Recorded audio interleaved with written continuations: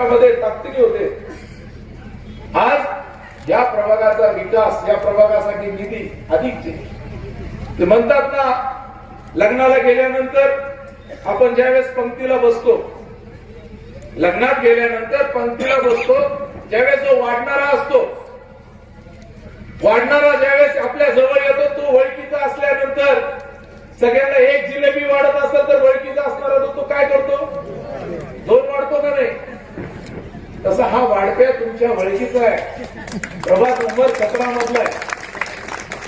आणि वाढत असताना, लातूरच्या विकासामध्ये वाढत असताना ज्यावेळेस प्रभाग क्रमांक 17 येईल त्यावेळेस मी एक जिलेबी वाढेल का दोन वाढेल? मग असं ओळखीच्या वाढप्याला सोडून दुसऱ्याचा का विचार करायचा आहे? हा तुमचा हक्काचा अधिकाराचा माणूस. 20 वर्ष झालं मी आमदार म्हणून काम करतो. ज्यांनी मला 20 वर्षापूर्वी राजकारणातल्या पहिल्या दिवशी पाहिले, तुम्ही पाहिले बाबा मला पहिल्या दिवशी काय फरक आहे माझ्यामध्ये? माझ्या राहणीमानामध्ये फरक आहे. मी जसं होतो तसं आहे.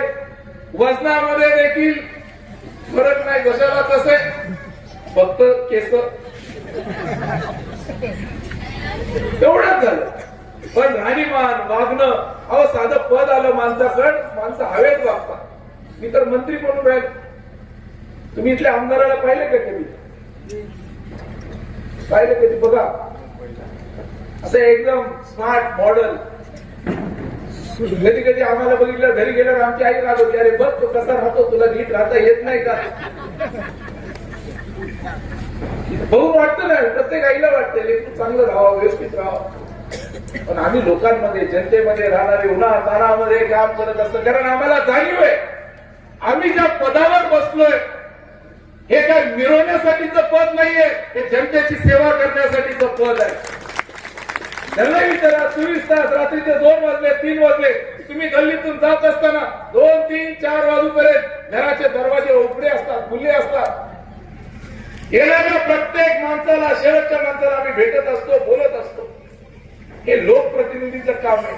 आणि त्याच धर्तीवर असे 3 माणसं आम्ही या ठिकाणी आपल्याला दिले. माझी विनंती आहे, त्यांच्या पाठीशी मोदीजींची ताकद, त्यांच्या पाठी